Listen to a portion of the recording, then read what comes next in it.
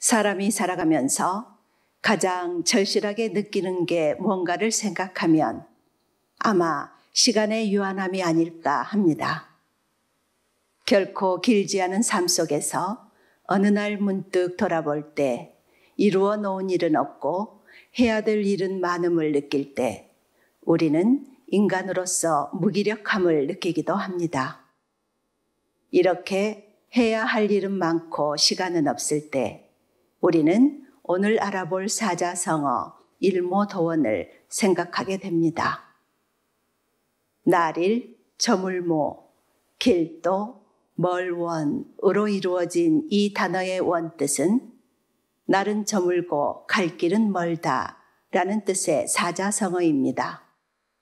흔히 무슨 일을 함에 있어서 시간이 촉박한 상황에 쓰이곤 하는데 특히 대통령이나 국회의원, 지자체장 등 선출직 공무원들이 임기 후반이 다가올수록 조급한 마음에 자주 쓰는 사자성어이기도 합니다.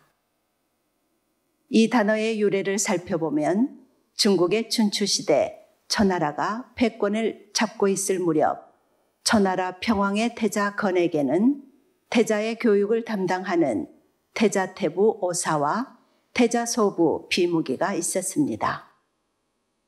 이 중 소부 비무기는 평소 태자 건과 태부 오사의 돈독함을 실시하였습니다.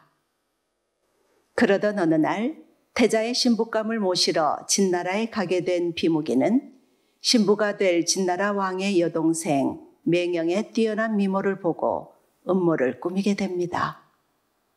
왕과 태자를 이간질하기 위한 심산으로 평소 색을 밝히던 평왕에게 맹영을 바치고 태자의 동궁에는 다른 여자를 보내게 됩니다. 이후 이 같은 사실을 안 태부 오사가 왕에게 정황의 그릇됨을 간하자 비무기는 평왕에게 태자 건과 오사를 모략하여 참소를 하게 되고 결국 오사는 옥에 갇히게 됩니다. 이후 보복이 두려워진 비무기는 평왕을 부추겨 오사의 두 아들을 잡아오게 하는데 일가의 몰살을 예견한 오사의 큰아들 오상은 동생 오자설을 도주시킵니다. 결국 오사와 오상은 처형을 당하고 오자설은 복수의 화신이 되어 중국을 떠돌게 됩니다. 오랜 세월 복수의 칼을 간 오자설은 결국 오나라 재상의 신분으로 돌아와 손자병법으로 유명한 손무등과 군사를 지휘해 초나라를 함락시키게 되는데 하지만 평왕과 비무기는 이미 세상을 떠난 후였습니다. 이에 오자선은 평왕의 무덤을 파헤치고 그 시신을 꺼내어 구리 채찍으로 300번이나 후려갈긴 후에야 그만두었다고 사기의 오자서 열전에 기록되어 있습니다.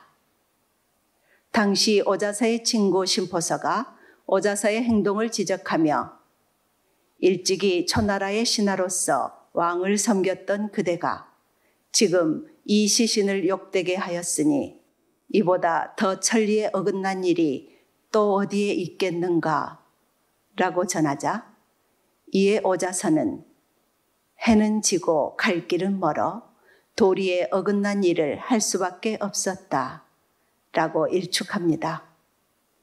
이를 두고 후세의 역사가들은 오자서를 일컬어 사적인 복수에 눈먼 사람이라는 평가를 하지만 또 한편으로는 유능한 재상으로 강대국 초나라를 물리친 능력 있는 사람으로 평가하면서 아버지와 형님의 복수를 위해 그 오랜 기간 칼을 간 의지를 높이 평가하고 간사한 비무기의 꿰매 빠져 아들의 부인을 가르채고 유능한 신하와 아들을 죽인 평왕에 대한 응징을 당연한 것이라는 평가를 하기도 합니다.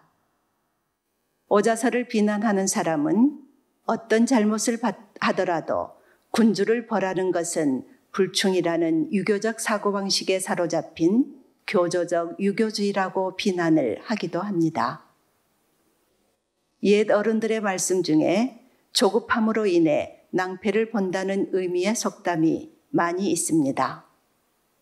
급할수록 돌아가라 라는 말이나 우물가에서 숭늉을 찾는다는 말, 아무리 급해도 바늘 허리에 실을 매어 쓰지 못한다는 말 등 우리가 지금도 쓰고 있는 속담 중에서도 많이 있습니다.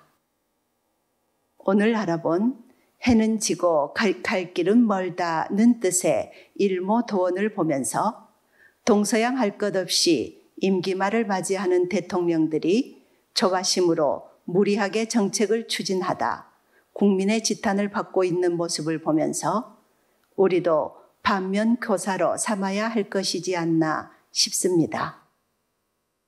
아무리 갈 길이 멀고 해는 진다 하여도 무리하게 일을 하다 보면 많은 낭패를 본다는 진리는 예나 지금이나 통하고 있습니다.